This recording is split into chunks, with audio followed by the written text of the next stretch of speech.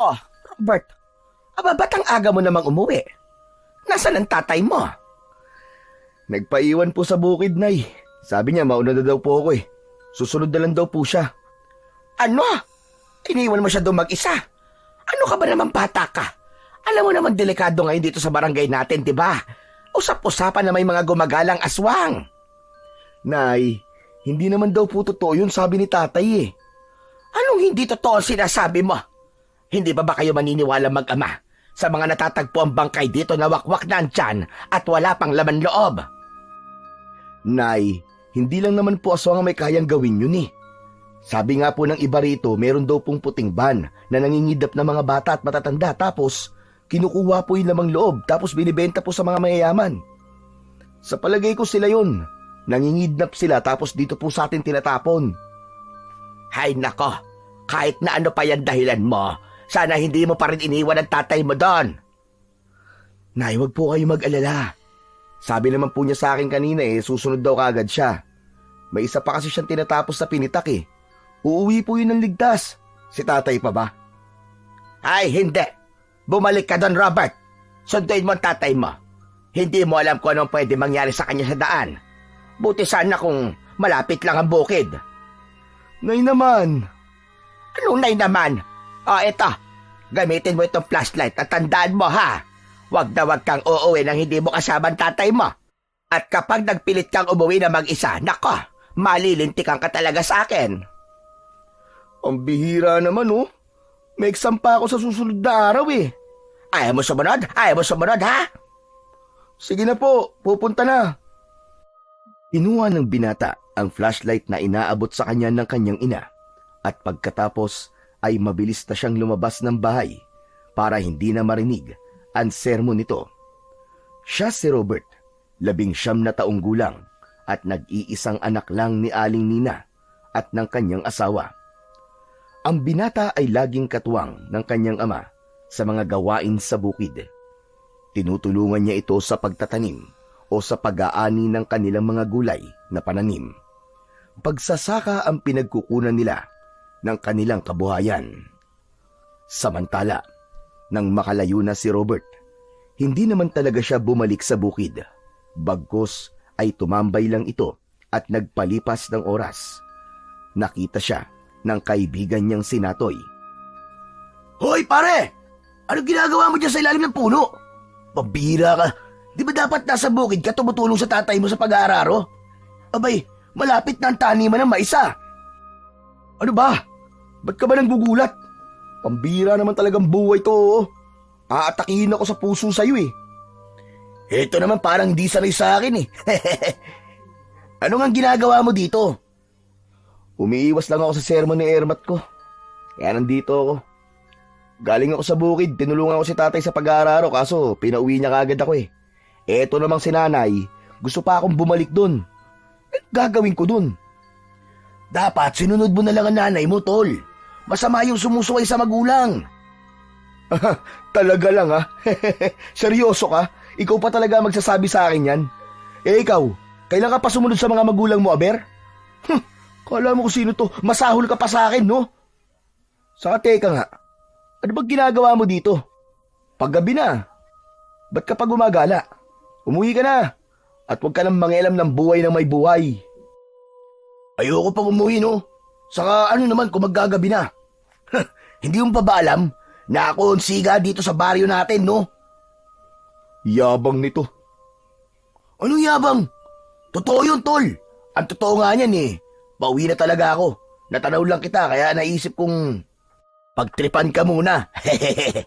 Sige, mauna na ako ha. Kung ako sa'yo, umuwi ka na rin. Bahala ka, baka mamaya habulin ka ng aswang. Bugok, aswang. Walang aswang, no? Habang papalayo si Natoy, naiwan si Robert at muling sumandal sa puno. Doon niya talaga balak na hintayin ang kanyang ama. Hindi siya natinag sa biro ng kaibigan tungkol sa aswang. Para sa kanya, likhang isip lang ang mga yun. Nakalubog na ang araw. Paunti-unti nang dumidilim ang paligid, pero wala pa rin ang kanyang ama. Tumahimik na rin ang kapaligiran, kaya bawat kaluskos at mumunting ingay ay naririnig na ng binata. Bigla siyang natigilan. May narinig siyang kaluskos mula sa kakahuyan sa kanyang likuran. Sa una, inisip lang niyang hangin o kaya hayop na gumagala lamang sa gabi ang kanyang naririnig. Pero nang muli niyang marinig ang tunog, mas malapit, mas mabigat. Napalunok siya. Dahan-dahan siyang lumingon pero wala naman siyang nakita. Maya-maya pa ay bigla siyang napabahing nang may maamoy na kakaiba sa hangin. Amoy putik yun, hindi nalalayo sa amoy ng kalabaw nila sa bukid. Naisip niyang marahil ay pauwi na ang kanyang ama ng mga oras na yon dahil palagi nitong sinasakyan ang kalabaw pauwi. Pero nang bumalik siya sa dating pwesto, muntik na siyang matumba sa pagkagulat. Isang malaking kalabaw ang nakatayo sa harapan niya. Tahimik lang itong nakatingin sa kanya. Ang mga mata nito ay madilim at tila hindi kumikislap. Napalunok si Robert. Pinagmasdan itong mabuti. Anak ng... Kung hindi nga naman tao ang manggugulat sa akin, hayop naman. Ano bang ginagawa ng kalabaw na to dito? Wala bang may-ari sa'yo, ha, kalabaw? Lumapit siya ng bahagya.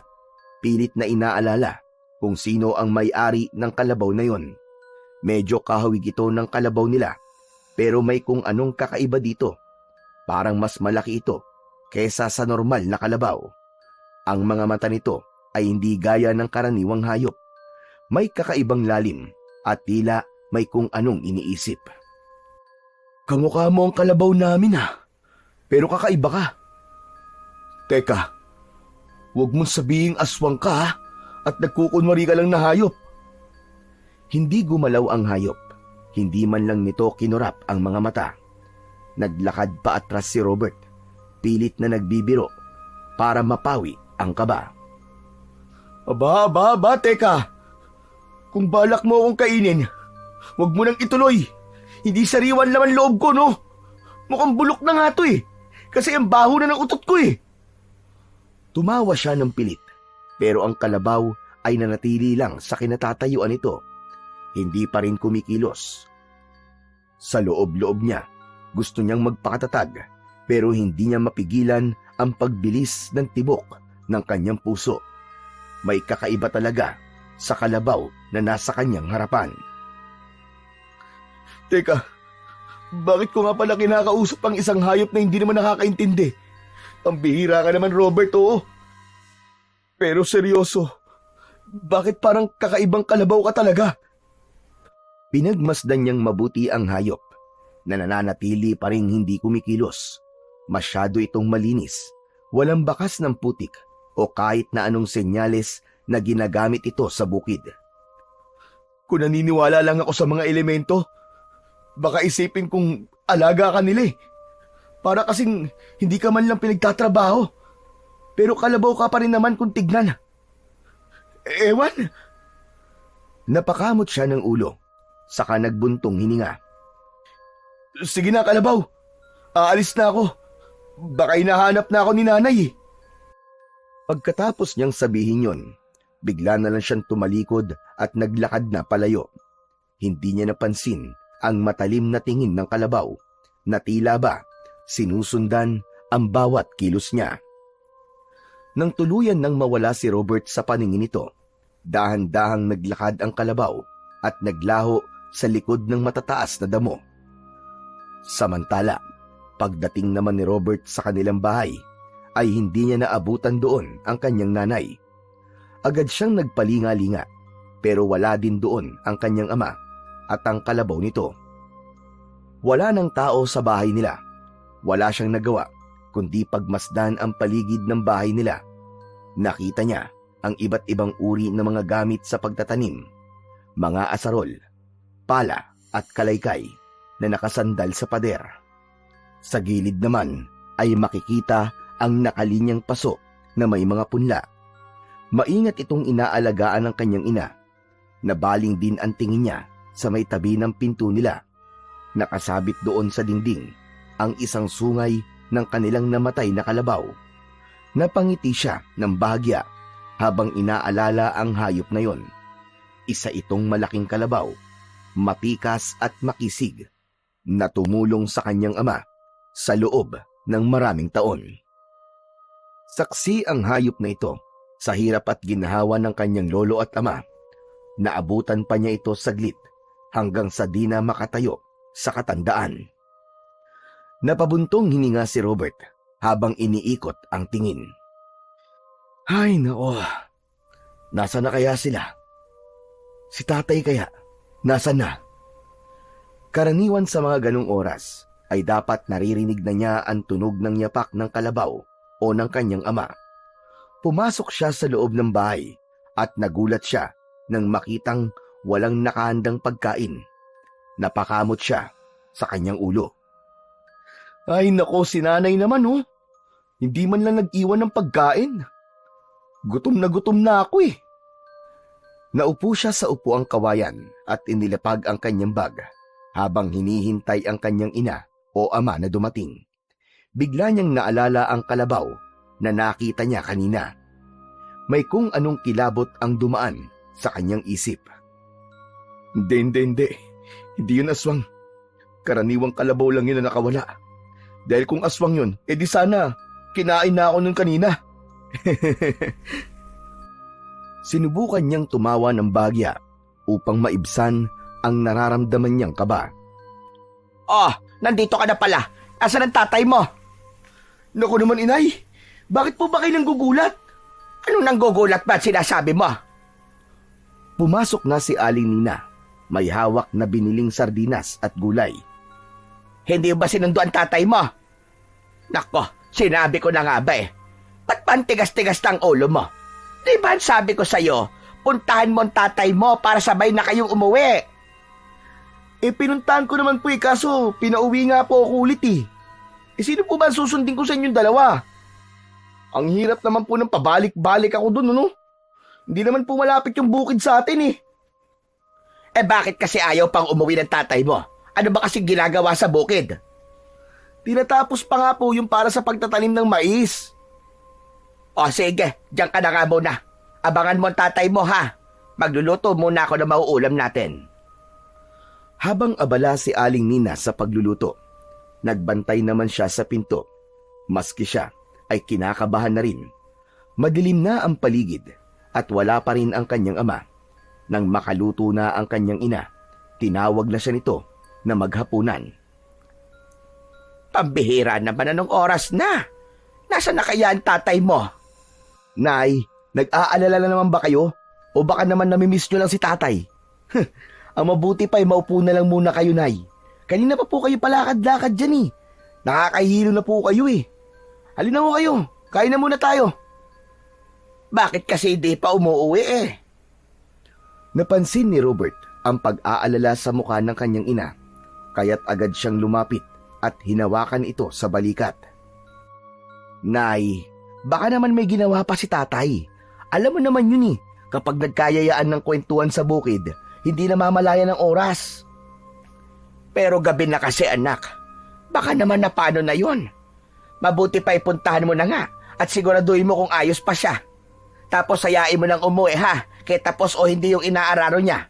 May bukas pa naman eh. Masyado nag-aapura, wala na bang boss? Eh gano'n naman talaga siya na eh. Ayaw niya na nadedelay yung mga gawain niya sa bukid. Hayaan niyo na. Kumain na kayo tapos magpahinga. Ako na maghihintay sa kanya mamaya. Matapos nilang kumain, nagligpit na si Aling Nina ng pinagkainan habang si Robert naman ay bumalik sa may pintuan. Lumipas ang isang oras. Wala pa rin ang kanyang ama. Pilit niyang pinalalakas ang loob pero hindi niya mapigilan ang kumakabog sa dibdib. Nang pumasok na sa kwarto ang kanyang ina upang magpahinga, napansin niyang may naririnig siyang tunog. Isang hingal, parang isang hayop na humahangos. Napakunot ang noo niya. Agad siyang luminga-linga. Hinahanap kung saan nagmumula ang tunog na yon. Nang makita niya ito, ay dali-dali siyang tumakbo sa kwarto ng kanyang magulang. Nay! Nay! Nandiyan na po si tatay! Aba, mabuti naman kung ganon. Pero paano mo naman nasabi na nandito na ang tatay mo? may nakita po akong kalabaw dun po sa labas ng bahay. Tingnan niyo po. Napakunot ang ginang sa sinabi ng kanyang anak. Agad silang lumabas ng silid para tignan kung talagang dumating na nga ang kanyang asawa. Pero laking pagkadismaya niya nang wala namang makitang kahit na ano sa labas ng bahay. Nasaan ang kalabaw na sinasabi mo, anak? Asan ang tatay mo? Wala naman Ayan ho, hindi niyo po ba nakikita yung kalabaw natin? Nakatingin pa nga po dito eh. Robert, walang kalabaw. Anong pinagsasasabi mo? Nay, ayun oo. Pambihira, kalaki-laking kalabaw di niyo nakikita? Anong trip mo ba, Robert, ha? Matanda ka na, di ba? Pero nagagawa mo pa rin magsinungaling. Pihira na ito. Mabuti pa matulog ka na lang. Ako na lang ang maghihintay sa tatay mo. Bago umalis sa sala si Robert, muli pa niyang nilingon ang kalabaw na nasa labas. Naroroon pa rin ito, nakatayo sa parehong pwesto, nakatitig sa kanila. Napakamot na lang siya ng ulo habang papasok sa kanyang silid. Sa labas naman, nanatiling tahimik lamang si Aling Nina. Muling sumilip sa labas ng bintana, ngunit wala talaga siyang makita. Napapailing siya at mas lalong nainis sa asal ng anak. Minabuti na lang niyang isara ang bintana at mga pinto. Nang makaramdam ng antok, ay pumasok na rin siya sa kanyang silid at doon na lamang hinintay ang kanyang asawa. Kinabukasan, biglang nagising si Robert nang marinig niyang may nagkakagulo sa labas ng kanilang bahay. Dinig na dinig niya ang ingay ng mga tao. Parang may nangyayaring hindi maganda. Nang sumilip siya sa bintana, nakita niyang may mga kabarangay na papalapit sa bahay nila. May buhat-buhat na kung ano sa isang banig. Mabilis siyang tumayo at lumabas. Kinabahan siya nang makita ang muka ng mga tao. Seryoso, parang may mabigat na dalang balita. Agad na siyang lumabas. Nakita niya ang kanyang ina na nakaabang na rin sa may pinto. Bakas sa mukha niya ang labis na takot at pag-aalala. Teka, ano nangyayari? Bakit kayo may dalang banig? Ano yan? Sino yan? Walang sumagot kagad. May isang lalaki ang napatingin kay Robert, saka bumuntong hininga, bago marahang binaba ang dala nilang banig sa harap ng bahay. Agad nitong sinabi na natagpuan ang katawan ng kanyang ama sa bukid. Napaatras si Aling Nina. Ramdam ang panlalamig ng katawan. Si Robert naman, kahit kinakabahan, dahan-dahang lumapit. Hindi makapaniwala ang binata sa kanyang narinig. Tinanggal niya ang takip na banig. Ang katawan ng tatay niya ay wasak, parang nilapa ng kung anong hayop. Wala na halos lamang loob at ang itsura ay halos hindi na makilala. Biglang nanghina si Aling Nina at nahimatay nang makita ang kalunos-lunos na sinapit ng kanyang asawa. Si Robert naman, sa labis na gulat ay walang nasabi. Nakatitig lang siya sa bangkay ng kanyang ama. Parang bumagal ang oras sa paligid niya. Hindi niya alam kung panaginip lang ba o totoo ang nakikita niya. Para siyang nawala sa sarili, hindi nakagalaw at hindi makapagsalita.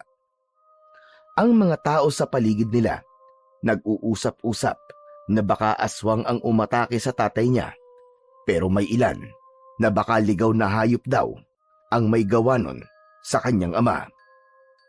Robert! Robert! Napapitlag siya nang marinig ang tinig ni Natoy. Nang lingunin niya, nakita niyang ginigising ng ilan ang kanyang ina na hinimatay kanina. Mabilis siyang lumapit doon at inalalayan ang kanyang ina. Nay! Nay, gising! Nay! Marahan niyang niyugyug ito. Maya-maya pa ay dumilat na ang mga mata ng ginang. Pagkakita muli sa bangkay ng kanyang asawa, agad siyang napahagulgol. Bakit? Bakit nangyari sa ito, Elias? Bakit nangyari sa iyo ito? Ramdam na ramdam ni Robert ang bigat ng sitwasyon, pero pilit niyang pinalalakas ang loob niya. Napatingin siya sa malayo, sa direksyon ng bukid kung saan natagpuan ang bangkay ng kanyang ama. Doon niya naisip ang isang bagay, ang kalabaw. Napalunok siya ng laway. Bigla siyang nakaramdam ng matinding kaba. Agad namang nagtulong-tulong ang mga kabarangay para maihanda na ang burol ni Mang Elias. May ilan na kumuha ng tolda at mga upuan, habang ang iba naman ay nagdala ng kandila at bulaklak. Ang ilan sa mga matatanda sa baryo ay nag-umpisang magdasal, hiling na matahimik ang kaluluwa ng yumao. Samantala, si Aling Nina ay tahimik na nakaupo sa tabi ng asawa matapos na maihatid ito ng puninarya sa bahay nila. Nagpapahid ito ng luha. Hindi niya na kayang tiisin ang bigat ng sitwasyon. Ayaw niya nang ipagtagal pa ang burol. Wala nang nagawa ang binata, kundi ang sumang-ayon. Wala rin siyang lakas ng loob na kumontra, lalo pat kita niya ang pagod at lungkot sa mukha ng ina. Nasa labas lang siya ng bahay nila. Tulala. Ayos ka lang ba, Tol? Magpahinga ka na kaya muna. Di ako ayos, Natoy. Patay na ang tatay ko eh. At kasalanan ko to. Sana kasi sinundo ko na lang siya kahapon, total. Yun naman ang sabi ni nanay eh. Sana hindi talaga ako tumambay. Baka buhay pa ang tatay ko ngayon kung sinunod ko lang ang nanay ko. Pambihira ka naman, oh. Huwag mo na sisihin ang sarili mo. Hindi mo naman ginusto nangyaring to, di ba? Di ba, Tol? Teka, bakit umiiyak ka rin? Nakakaiyak ka naman kasi. Kahapon lang, nakita ko kayo nung umaga na nagpunta dun sa bukid. Parang kailan lang, nung nakausap ko siya tapos eto na. Andyan na siya sa loob ng kabaong. Hindi ako makapaniwala. Hindi ko maisip. Ano kayang pakiramdam na nandun sa loob ng kabaong? Bakit di mo subukan mamatay tapos i-update mo kung anong pakiramdam? Ito naman talaga lakas ng tama, oh. Nagtatanong lang naman ako eh. Pero Natoy, nagigilty talaga ako. Kung bakit pa naman kasi tigas-tigas ng ulo ko eh. Sana hindi nagkaganyan ng tatay ko. Nag-aalala ako. Baka galit sa akin si nanay. Huwag mo na munang isipin yan, Tol. Hindi naman natin alam na ganito ang mangyayari. Saka, wala kang kasalanan, ano ka ba? Hindi, Natoy. Mali talaga ako, mali ako dun. Kasalanan ko talaga to. Hindi mo nga kasalanan, ang kulit mo naman eh. Dahil kung nandun ka rin sa bukid kasama ang tatay mo, baka kasama ka rin yung pinaglalamayan ngayon. Napatingin si Robert kay Natoy. Hindi siya nakapagsalita. Napakuyom na lang siya ng kamao. Alam niyang may punto ang kaibigan niya, pero ang bigat pa rin sa loob niya. Pre, uulitin ko. Hindi natin alam na mangyayari to. Pero isa lang ang sigurado. Walang may gusto. Kaya wag mong buhatin mag-isa yung bigat niyan. Nandito pa naman ang nanay mo eh. Nandito pa kami. Tahimik lang si Robert. Ramdam niya ang sakit, pero kahit paano ay gumaan na ang loob niya sa sinabi sa kanya ng kanyang kaibigan. Napatingin siya sa kabaong ng kanyang ama. Alam mo pre, para mawala kahit konti ang lungkot mo, mabuti pa sumama ka sa amin. Doon magbingo muna tayo. Ayoko, kayo na lang. Hindi ko kaya magsaya eh. O sige, ikaw ang bahala. Pero seryosong usapan, Tol. Paano ng pag-aaral mo niyan? Malapit ka lang graduate, di ba?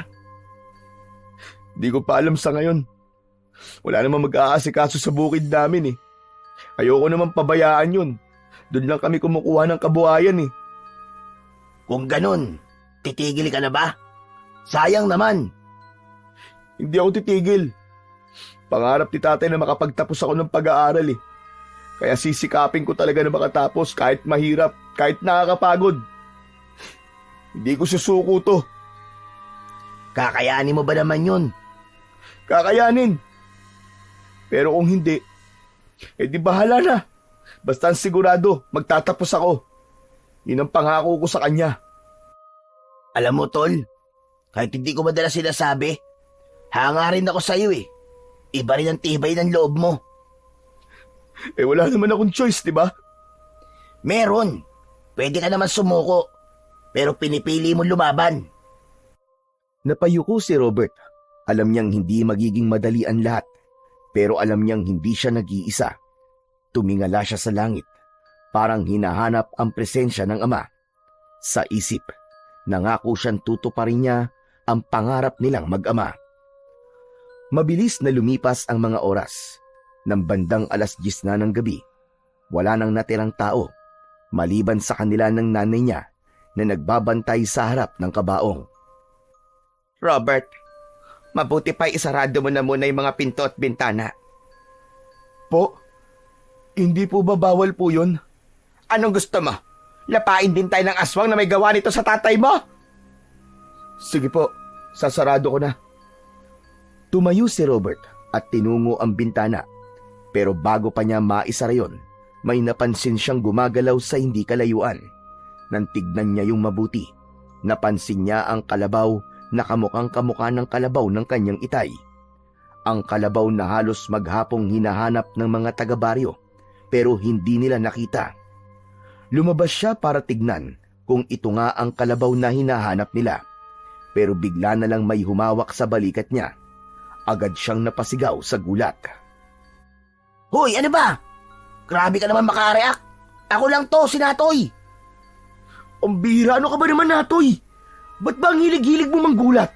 Papatayin mo ba ako sa nervyos? Eto naman, ang init naman ng ulo. Ano bang ginagawa mo dito? Gabing-gabi na, bumalik ka pa. Alam ko kasi na kailang ng nanay mo natira dito eh. Alam mo na, takot ang mga tao sa aswang, di ba? Kaya sasamahan ko kayo sa pagbabantay. Biglang umihip ang malamig na hangin. Humaluskos ang mga dahon sa paligid. Dahilan para mapatingin ang dalawa sa madilim na bahagi ng bakuran. Napatayo si Robert.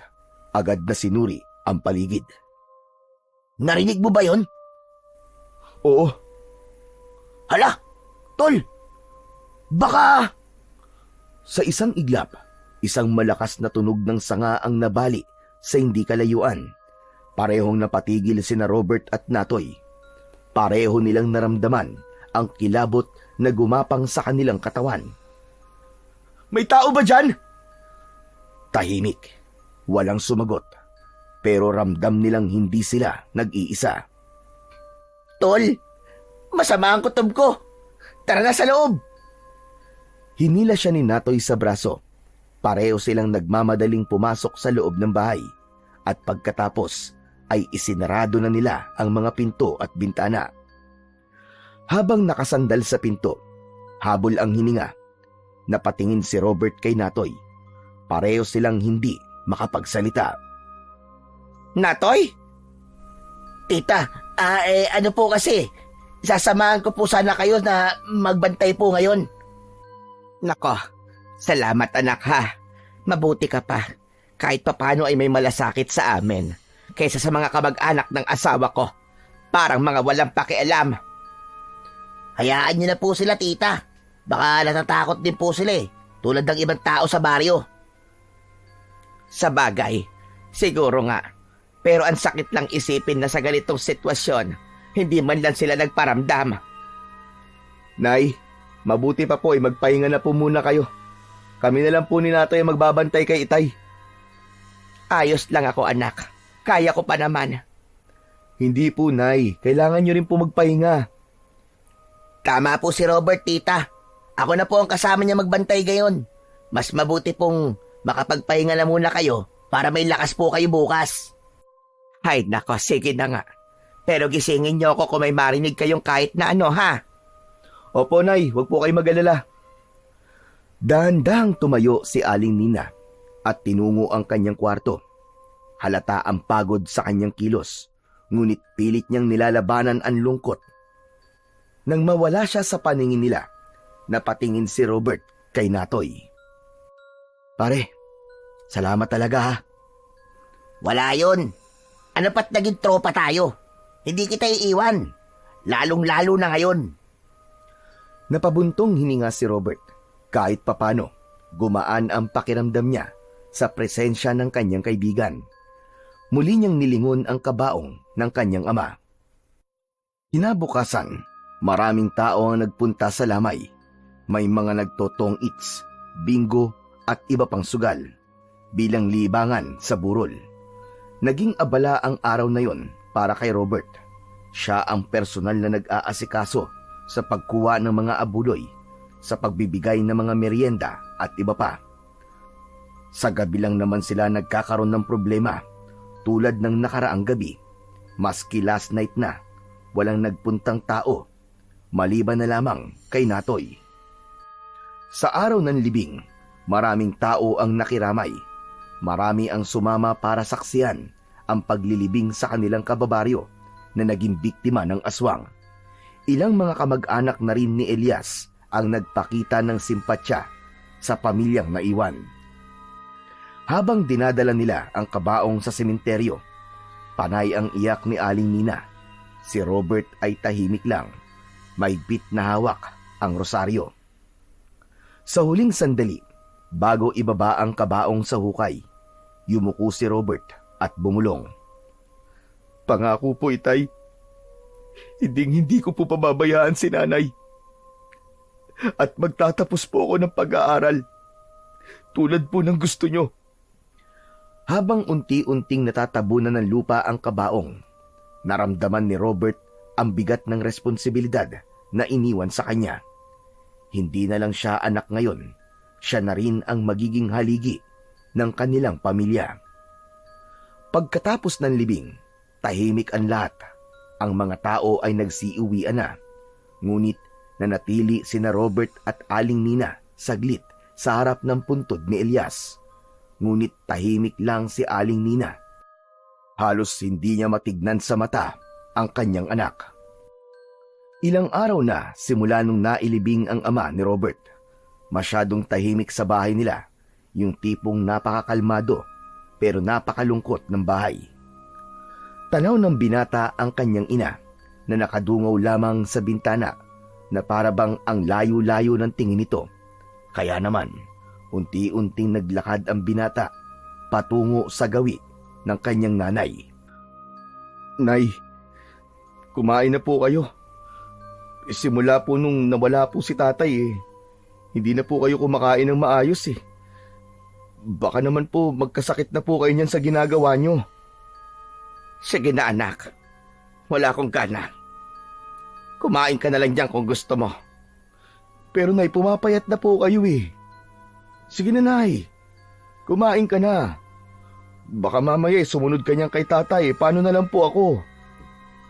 Biglang tumingin si Aling Nina kay Robert. At sa unang pagkakataon, doon lang ito naglabas ng sama ng loob sa kanyang anak. Galit na galit ang mga mata nito, punong-puno ng pagnumbat. Sinabi ko nang ayoko, hindi ba? Bakit ba ang kulit-kulit mo? Matanda ka na, Robert. Matanda ka na, di ba? Naiintindihan mo na dapat yon. Inay, ba't naman po kayo nagagalit? Tinatanong mo pa? Ano ka, manhead? O sadyang nagtatanga-tangahan ka lamang? Ano? Hindi ka ba nakokonsensya sa nangyari sa iyong itay? Kung hindi dahil sa katigasan ng ulo mo, kung sinamahan mo sana siya sa bukid, kung sinunod mo lamang ang inuutos ko sa iyo na sunduin mo siya, sana'y buhay pa ang asawa ko ngayon. Pero Nay, hindi ko naman po ginusto nangyari. Kasalanan mo kung bakit namatay ang itay mo. Masyado kang matigas. Masyado kang pasaway. Sinabi ko na sa'yo na bantayan mo siya, pero ano? Iniwanan mo siya. Hindi nakapagsalita si Robert. Tahimik lang siyang nakatingin sa kanyang ina habang kitang-kita niya ang sakit at bigat ng damdamin habang umiiyak ito. Ngayon ano na? Paano na tayo, Robert? Paano na ako? Huminga ng malalim si Robert. Pilit na nilalabanan ang namumuong luha sa kanyang mga mata. Hindi niya alam kung paano sasagutin ang kanyang ina. Nay, pasensya na po kayo. Pasensya na po, hindi ko po sinasadya, hindi ko po gusto ang mga nangyari. Umiling si Aling Nina at muling ibinaling ang tingin sa binata. Tumulo ang luha nito, ngunit wala na itong sinabi. Sige na, Nay. Aalis na lang po muna ako. Doon na lang po muna ako sa taniman. Nakapagluto naman na po ako eh. Kumain ka na lang po kapag nagutom ka, ha? Alis na lang po ako. Walang sagot si Aling Nina, kaya't dahan-dahang lumakad si Robert papalayo hanggang sa makarating siya sa pintuan. Hindi niya narinig ang boses ng kanyang ina. Habang nasa taniman, hindi naman mapakali si Robert. Paulit-ulit niyang naririnig ang sinabi ng kanyang ina. Alam niyang nasabi lang yon ni Aling Nina dahil sa matinding lungkot sa pagkawala ng asawa, pero hindi pa rin maiwasang masaktan si Robert. Nasaktan siya sa mga pahayag ng kanyang ina. Pakiramdam niya ay masama ang loob nito sa kanya at siya ang sinisisi sa pagkamatay ni Mang Elias. Kasalanan ko ba talaga? Kinuha niya ang asarol at nagsimulang gawing abala ang sarili. Ngunit kahit gaano pa siya kaabala sa mga gawain sa bukid, hindi pa rin niya maiwasan ang malungkot. Bumabalik pa rin sa isip niya ang masasakit na salita ng kanyang ina. Itay, patawarin niyo po ako, ha? Kung di ko po sana kayo iniwan nung araw na yon, kung nakinig lang po sana ako, hindi po mangyayari sa inyo yun, Tay. Hindi na napigilan pa ni Robert ang kanyang luha. Tiningala niya ang langit, umaasang maririnig siya ng kanyang ama. Pangako, Tay, babawi po ko. Kahit gaano po kahirap, babantayan ko po si Nanay. Hindi ko po siya pababayaan. Huminga siya ng malalim at ipinagpatuloy ang kanyang trabaho. Sa kabila ng sakit at bigat sa puso ni Robert, isang bagay lang ang sigurado siya.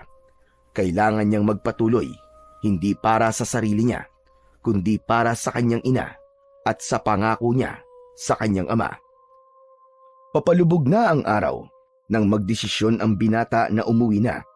Ngunit habang inaayos niya ang mga gamit, muli niyang nakita ang kalabaw na palaging nagpapakita sa kanya. Nakatingin ito sa hindi kalayuan, parang nag-aanyayang lapitan siya. Nagdadalawang isip ang binata, pero sa huli, nagpasya siyang lumapit. Ikaw na naman, Kalabaw. Bakit ba palagi ka na lamang nandito? Kanino ka ba talaga, ha? Pero habang naglalakad siya palapit sa hayop, biglang may tumawag sa kanya. Isang matandang lalaki na parang hingal na hingal. Tatang, sino po kayo? May humahabol po ba sa inyo? Sandali lang, iyo. Pwede bang makahingi muna ng maiinom? Napagod kasi ako sa pagsunod dyan sa alaga kong Kalabaw. Abay, pasensya na. Opo. Meron po akong baon na tubig. Heto po. Salamat, iyo. Tatang, tagasan po ba kayo? Hindi po kayo taga rito, ha? Saan po ba kayo nanggaling? At totoo niyan, galing pa ako sa kabilang barangay. Ilang araw ko nang hinahanap ang Kalabaw ko na yan. Mabuti na lamang at dito ko siya nakita. Kung ganun sa inyo po pala ang kalabaw na ito. Alam nyo, pati nga po yung kalabaw ng tatay ko nawawala din po eh. Di din po namin mahanap. Mabuti pa nga po kayo, nahanap nyo na po yung kalabaw nyo. Sana kami rin. Oo nga eh.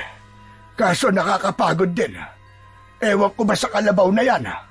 Hindi mapakali. Palagi na lamang gumagala. Laging bumabalik-balik dito. Sabi niya kasi, may nakita na daw siyang papalit sa akin na magiging tagapangalaga niya. Po? Ano pong ibig niyong sabihin? Iho, naniniwala ka ba sa mutya? Mutya? Ano po yun? Nako, mukhang wala kang alam sa mga mutya. Ganito, iho. Pag sinabing mutya, ito'y isang maliit na bato na may nakatagong lakas at kapangyarihan. Hindi ito basta-basta. Kaya nitong talunin ang masasamang nilalang, kahit ang mga aswang pa. Alam mo ba, meron ako noon. Pero dahil matanda na ako, kailangan ko na maghanap ng papalit sa akin na magmamana ng mutya. Kung ganun po, ano naman pong klaseng mutya ang meron po kayo, Tatang? At saka, pasensya na po kayo ha. Wala po talaga akong alam sa mga ganyan-ganyan eh.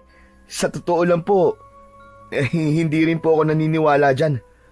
Para po kasi sa akin, masyado lang naniniwala ang mga tao sa mga kwentong bayan. Kaya halos lahat natatakot po sa mga aswang at kung ano-ano pa. Siguro po, kwento lang po ang mga yon para takutin po ang mga bata eh. Nagkakamali ka, iyo.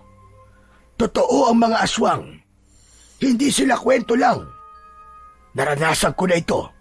At ang mutya ang naging sandata ko laban sa kanila. Totoo po, Tatang? Paano naman po kayo nakasiguro na aswang nga po yun? Aswang talaga ang mga yon. Nakita ko mismo ang tunay na mga anyo nila. Sa gabi, nagiging hayop sila. Malaki, mabangis, at walang awa. Noon naranasan ko ang bangis nila, pero hindi nila kayang daigin ang tangan kong mutya. Ayos po ah. Kung ganun po, ano naman pong kinalaman ng mutya sa kalabaw nyo? Ang mutya na hawak ko ay hindi basta-basta napupunta kahit kanino. Ang kalabaw na ito ang tagapaghatid ng mutya sa taong nararapat. At sa tingin ko, ikaw ang napili niya, iyo. Ano? Ako po? Abay, Tatang, hindi po maaari. Bakit naman po ako? Wala po akong alam sa mga bagay na yan eh. Wala rin po akong karanasan sa mga aswang o kung ano pa mang mga sinasabi nyo. Hindi ka kailangan maging eksperto. Ang mahalaga ay may mabuti kang puso at handa kang mag-alaga hindi lamang sa sarili mo, kundi pati na rin sa mga tao na nasa paligid mo. Alam mo, iho, ang mutya ay hindi lang para sa pakikipaglaban sa mga masasama. Isa rin itong simbolo ng proteksyon at responsibilidad. Pero Tatang, parang ang bigat-bigat naman po ng sinasabi nyo. Hindi ko po alam kung kaya ko eh. Totoo nga po niyan, ang dami ko na pong problema sa pamilya namin eh. Ang nanay ko po, kailangan ko po siyang alagaan. Paano ko pa po magagawa ang mga yan? Alam ko, mahirap. Pero ang mutya ay para sa mga taong kayang tumanggap ng hamon kahit mahirap. Alam mo, iyo, minsan ang mga bagay na akala mo'y hindi mo kaya ay ang magdadala pala sa'yo ng lakas. Isipin mo na lang na hindi ka nag-iisa. Palaging may gabay ang mutya. Tsaka isa pa, Tatang, bakit naman ako po ang napili? Hindi nga po ako naniniwala sa mga ganyan eh. Saka ano naman po ang kaya kong gawin? Makikita mo, iyo, ang mutya. Kailangan mo ang mutya sa mga susunod na araw. Ano pong ibig niyo sabihin? Ang aswang na may gawa ng pagpatay sa tatay mo, muling lilitaw at mambibiktima. Kailangan may gawin ka. Sandali, paano niyo po nalaman na nangyari sa tatay ko? Naging usap-usapan din sa baryo namin ang nangyari sa tatay mo na pinatay ng aswang.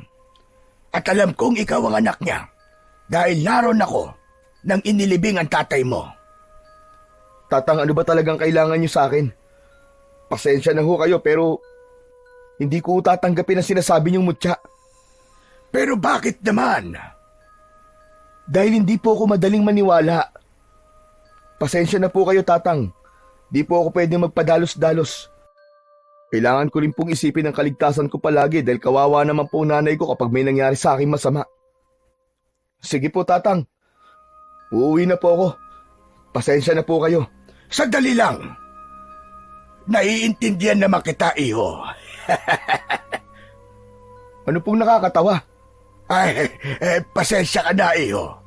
Para lang kasing bumalik sa akin ang nakaraan eh. Ganyan na ganyan din ako dati. O baka, mas matigas pa nga ang ulo ko kaysa sayo. Pero sinasabi ko sayo, ikaw na ang napili at hindi mo ito maiiwasan. Hindi ka titigilan ng balaw hanggat hindi mo tinatanggap ang mutya. Balaw? Ano pong balaw? Yang kalabaw na yan ay isang hindi pangkaraniwang kalabaw. Yan ang tinatawag na balaw. Isang hayop na mula sa mundo ng mga engkanto. Ayos ka rin, Tatang, Kung ano-ano po sinasabi nyo, Ayos lang sa akin kung hindi ka maniwala sa ngayon. Tama po kayo, dahil hindi naman po talaga ako naniniwala. Sige, pagbibigyan kita. Hindi ko muna ipipilit sa iyo ang mutya. Pero iho, pag-isipan mo pa rin. Dahil tandaan mo, kapag nasa iyo na ito, malalaman mo kung sino ang tunay na pumaslang sa iyong ama. Ano po? Biglang naglakad ang matanda, palayo kay Robert. Ngunit sa isang kisap mata lang ng binata, biglang naglaho ang matanda. Nang tinignan niya ang paligid, wala na rin ang kalabaw. Diyos niyo! Ano yun? Multo? Nanamdaman ng binata ang pagtayo ng kanyang balahibo dahil sa isiping yon. Agad na siyang naglakad pa uwi sa kanila. At habang naglalakad siya, hindi niya maiwasang mapalingon sa tuwing may maririnig siyang kaluskos. Umaasa siyang muling makikita ang matanda o kaya naman ay ang kalabaw. Pagdating niya sa bahay nila, naabutan niya ang kanyang kaibigang si Natoy na naghihintay sa kanya. Ayun, sa wakas! Umuwi ka na rin! Kanina pa ako naghihintay dito eh. Bakit mo naman ako hinihintay? Anong meron? May kailangan ka ba? Wala naman, tol. Pero kasi mamayang gabi, gusto sana kitang yayain sa plaza. E ano naman gagawin natin sa plaza? Tignan mo. Nakalimutan mo na. Fiesta na, pre. Oh, may gaganapin pa rin piyesta at sayawan maski may aswang ng gumagala? Yun ang sabi ni Kapitan eh. Galing ako dun kanina eh. Abalang-abala na nga sila sa pagdedekorasyon eh. Ano, sasama ka ba sa akin o sasama ka? Hindi. Pambihira naman tong taong to.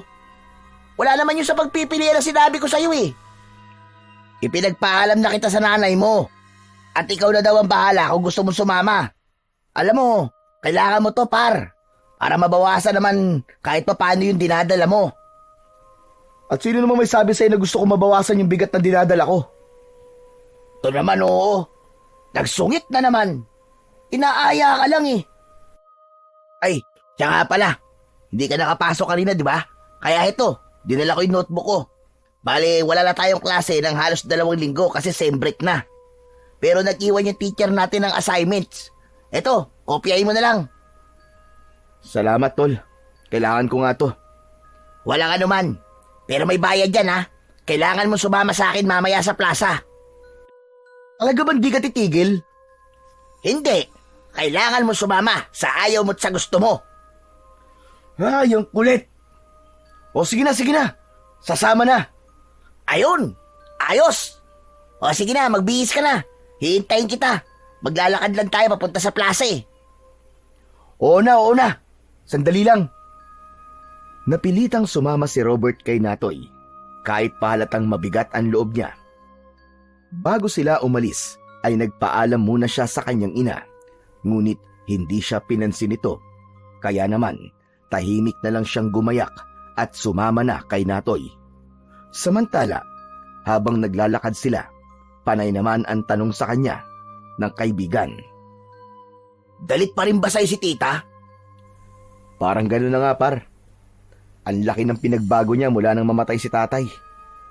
Parang di ko na nga siya kilala eh. Palaging tulala, palaging galit. Hindi ako kinakausap ng maayos. Palagi lang siya nakatingin sa bintana. Parang nag-aabang. Hayaan mo na lang muna, tol. Lilipas din yun. Di ba ganun naman talaga pag nagdadalamhati ang isang tao eh. Dahil sa pagkamatay ng asawa niya. Siguro iniisip pa rin niya na kasalanan ko nangyaring yun. Kaya ganun siya sa akin. Di niya ako kinakausap. Wala kang kasalanan doon, ano ka ba? Marirealize din ni tita yun. Huwag ka na nga masyado mag-alala. Nagpatuloy lang sa paglalakad ang magkaibigan habang nag-uusap. Sana nga, Natoy. Pero hindi ko maiwasan na sisihin ang sarili ko. Kundi lang talaga ako nagpasaway ng araw na yun. Buhay pa sana ang tatay ko. Uy, ano ka ba? Tama lang nga yan. Paulit-ulit mo na lang na sinasabi yan eh. Kahit ilang beses mo pa yang ulitin, hindi mo na mababago ang nangyari. Alam mo kung anong pwede mong gawin. Ayusin mo ang sarili mo at tulungan mo si tita na bumangon. Kayo na ng dalawa magkasama. Kaya magtulungan kayo. Alam ko naman yun, par. Pero hindi ko rin alam kung paano magsisimula eh. Para bang may pader na sa pagitan namin ni nanay ngayon. Pagdating nila sa plaza, nakita nilang puno ito ng tao. May mga ilaw, musika, at malalakas na tawanan. Sa gitna ng kasiyahan, pilit na iniiba ni Natoy ang usapan upang mapagaan ang pakiramdam ni Robert. O ayan, tignan mo, ang daming tao, di ba? Ang saya-saya. Tara, sumali tayo sa mga laro. May pakarera ng kabayo, oh. Karera ng kabayo? Anong sinasabi mo? Laruan lang naman yan ah. Eh ano ngayon? Masaya pa rin, tara na. Baka mamaya, maubusan pa tayo ng pwesto eh. Hinila ni Natoy si Robert papunta sa booth ng mga laruan. Sa kabila ng bigat sa puso ni Robert, hindi niya napigilang matawa nang makita si Natoy na sobrang seryoso sa pagpili ng pangkarerang kabayo. Pambihira. Akala mo naman totoo yung kabayong tatayan mo. Aba, seryoso ako dito, no? Talo ka dito, sigurado ako. Sa unang pagkakataon, mula nang mamatay ang kanyang ama, nakaramdam si Robert ng bahagyang kaligayahan. Hindi man ito tuluyang nawala ang lungkot. Alam niyang may kaibigan siyang laging nasa tabi niya. Pagkatapos nilang sumali sa palaro, ay tumuloy na sila sa pasayaw. Sa una, nanatili lang si Robert sa gilid. Pinanonood ang mga tao habang nagsasayaw. Pilit siyang hinila ni Natoy na sumali pero nagdadalawang isip siya dahil sa hiya. Masayang masaya ang paligid. Parang walang nangyayaring kababalaghan sa baryo nila. Malakas at masaya ang pinatutugtog. Kaya naman pamaya-maya ay unti-unti na ring nadala si Robert. Sa huli, napapayag siya ni Natoy na sumayaw at doon naranasan niya ulit ang muling maging masaya.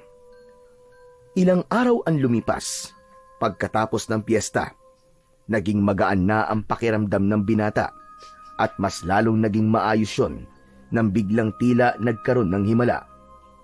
Isang araw, habang natutulog siya, bigla siyang ginising ng kanyang ina. Anak, gumising ka na. Pupunta tayo sa bukid. Kailangan na nating tapusin ang mga pananim natin. Mabilis na bumalikwas sa pagkakahiga ang binata. Hindi makapaniwala na kinakausap na siya ng kanyang ina. Nay, teka, totoo po ba ito? Kinakausap niyo na po ako? Napansin ni Aling Nina ang gulat sa mukha ng kanyang anak at bahagya itong ngumiti, bagamat may bakas pa rin ng lungkot sa kanyang mga mata. Oo anak, patawad ko masyado ako naging malamig sa iyo nitong mga nakaraang araw. Hindi madali para sa akin ang lahat ng nangyari, pero naisip ko, hindi tama na iwan kita mag-isa sa lahat ng ito.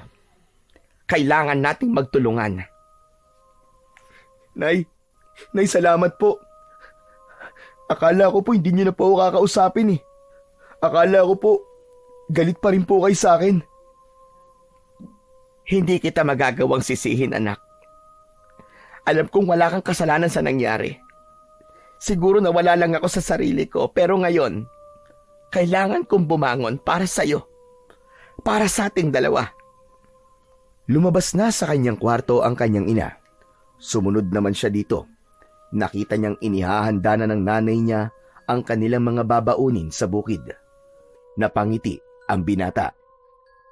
O anak, ano namang yung iningiti-ngiti mo dyan? Mabuti pa ikunin mo na ang karet at ang ibang gamit sa bukid. Opo, Nay. Sandali lang po.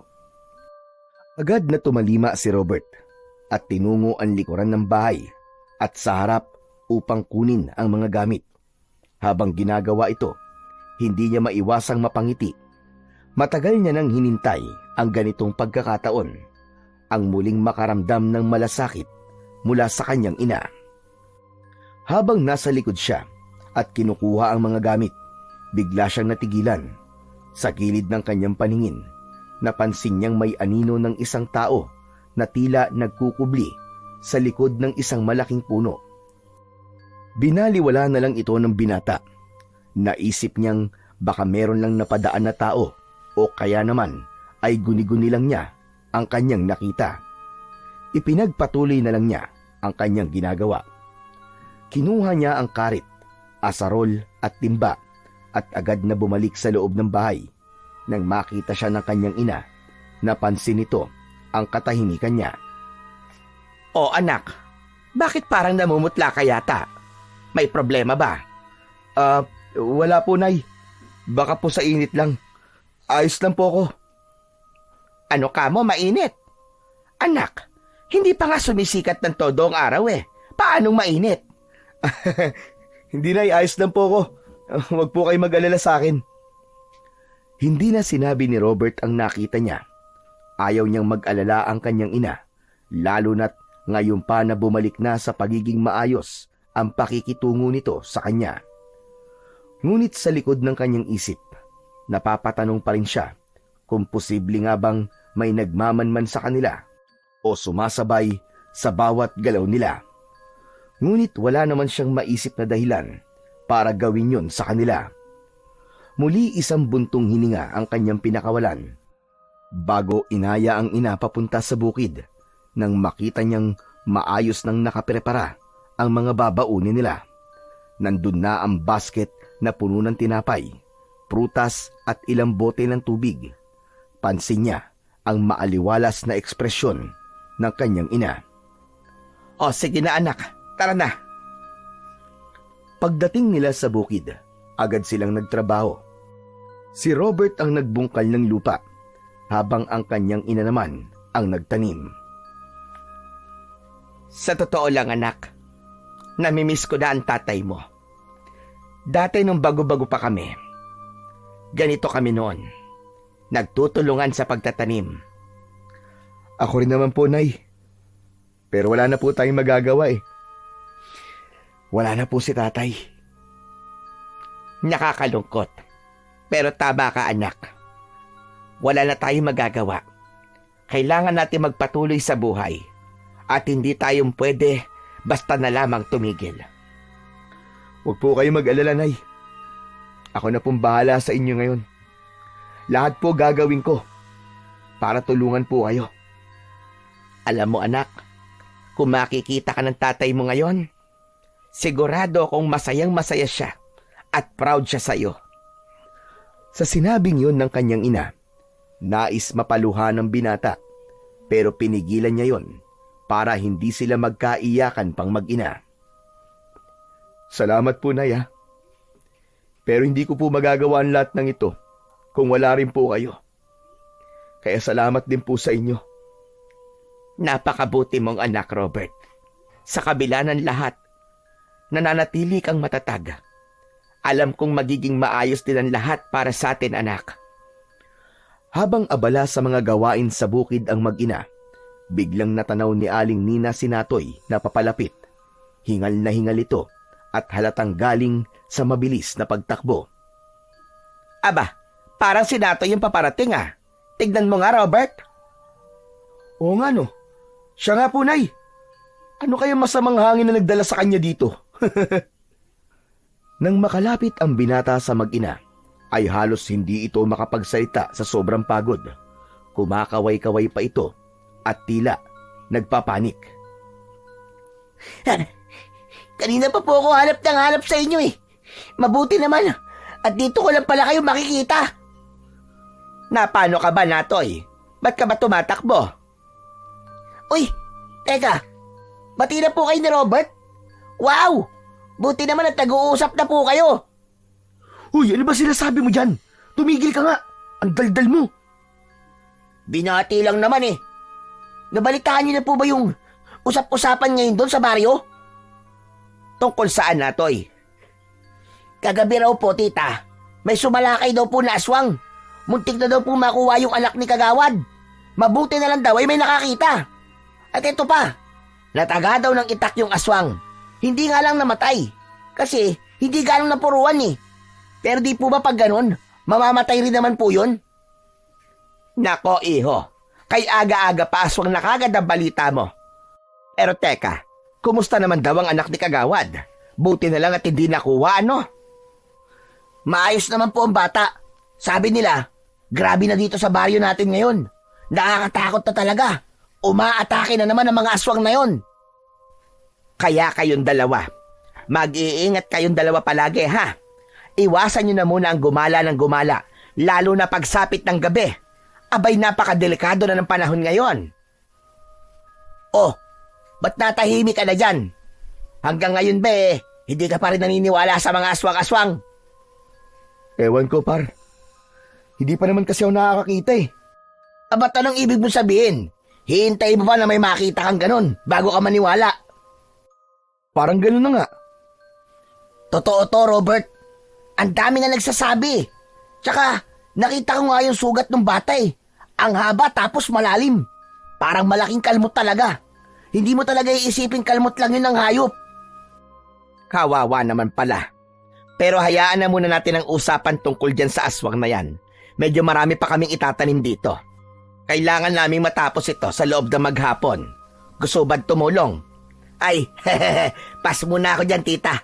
Pero susubukan kong tumulong sa ibang araw. Robert, kita na lang tayo mamaya, ah. O sige, mag-ingat ka sa pag-uwi mo. Madapa ka sana. Hoy, di ako madadapa, no? Umalis na si Natoy. Nagpatuloy sila sa kanilang mga gawain sa bukid. Maya-maya, nang tumaas na ang init ng araw, nagpasya ang dalawa na magpahinga muna sa kanilang maliit na kubo. Nang makakain, ay pumikit sandali si Robert hanggang sa hindi niya namalayan na siya ay nakatulog. Maya-maya, naalimpungatan si Robert nang maramdaman ang marahang haplos ng hangin sa kanyang muka. Pagmulat niya, laking gulat niya nang mapansin na nasa ibang lugar na siya. Hindi pamilyar sa kanya ang lugar na yon. Puro matataas na puno at makakapal na damo. Kinabahan siya dahil alam niyang natulog lamang siya sa kanilang kubo. Pero paggising niya, nasa kagubatan na siya. Nay! Nay! Nay, nasan ka? Paulit-ulit niyang tinawag ang kanyang nanay, pero wala siyang makitang ibang tao sa paligid, maliban na lamang sa mga nagtataasang mga puno at damo sa kanyang paligid. Maya-maya lang ay may narinig siyang mga yapak na papalapit. Inihanda niya ang kanyang sarili sa anumang panganib na kanyang kakaharapin. Pero bigla siyang nangilabot nang maisip na wala naman pala siyang sandatang hawak na pwedeng ipanglaban. Nasaan ba ako? Ano ba kasing kailangan mo? Sino ka? Sino ka? Sa gitna ng kanyang pagkalito, pinagmasdan niya ang paligid. May narinig siyang tinig. Mababa at parang nanggagaling sa ilalim ng lupa. Sinabi ng boses na matagal na siyang hinihintay nito. Siniguro nito kay Robert na hindi siya dapat matakot dahil kaibigan daw ito at huwag daw siyang mag-alala dahil ligtas ang kanyang ina. Napaisip si Robert kung totoo ba ang naririnig niya o isang imahinasyon lamang. Sino ka ba? Ano bang kailangan mo? Naramdaman ni Robert ang presensya sa kanyang likuran. Nang lingunin niya ito, Nagulat siya nang makita ang isang malaking kalabaw na nakatayo roon. Tahimik na nakatingin sa kanya. Napatigil siya, hindi makapaniwala sa nakikita. Ngunit ang mas ikinagulat niya ay ang biglang paglitaw ng isang matandang lalaki mula sa likod ng kalabaw. Tatang Suling? Ikaw pala yan! Ikaw ba yung nagsasalita? Pambihira! Akala ko talaga yung kalabaw na nagsasalita eh! Ano po bang kailangan niyo sa akin? Robert Iho, may mahalaga akong ipapaliwanag sa'yo. Kailangan mo nang tanggapin ang mutya ng balaw. Ito ang magbibigay sa'yo ng lakas para maprotekta ng baryo nyo laban sa mga aswang. Sandali. Ano po ba talaga kayo? Paano niyo po ako nadala sa lugar na to? Mga engkanto po ba kayo? Isa akong tao, Robert.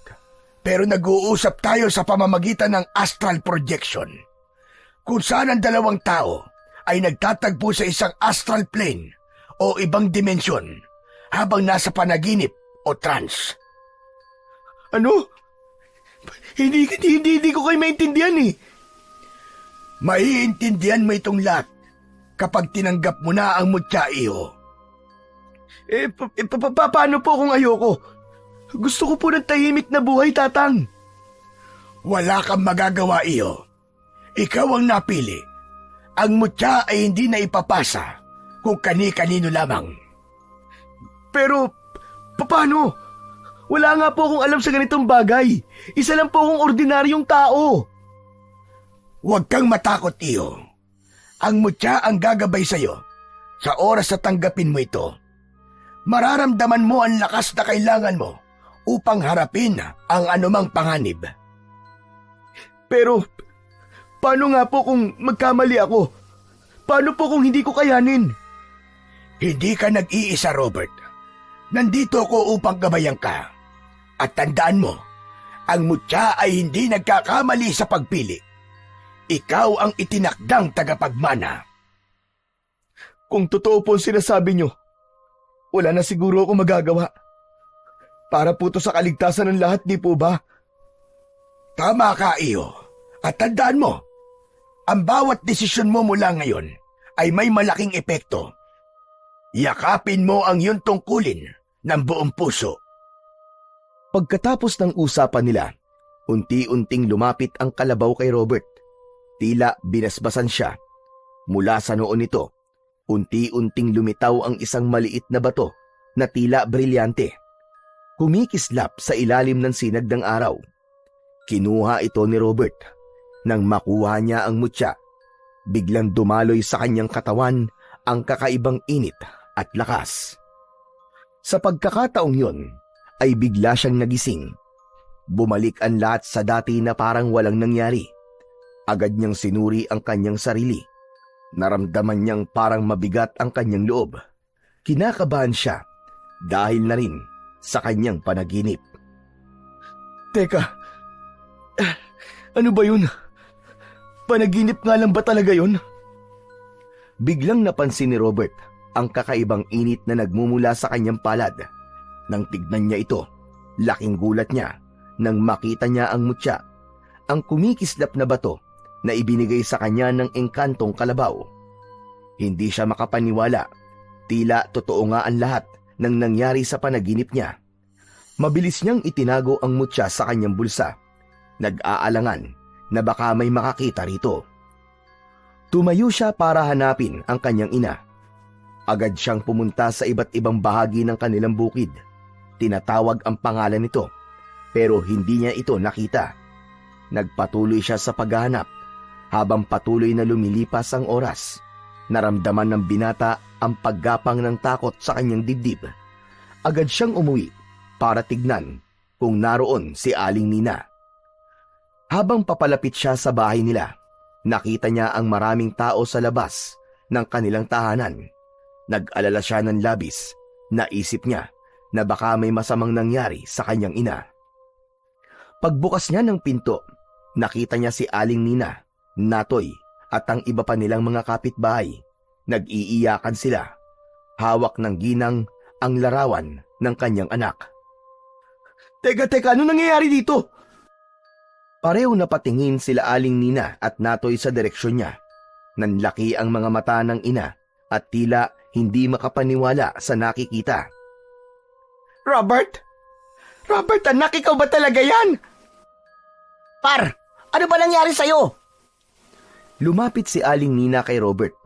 Halos mawalan ito ng malay dahil sa matinding emosyon. Anak, ang akala ko ay wala ka na. Akala ko ay hindi ka na babalik sa amin. Nay, ano po ba sinasabi niyo? Anong nawala?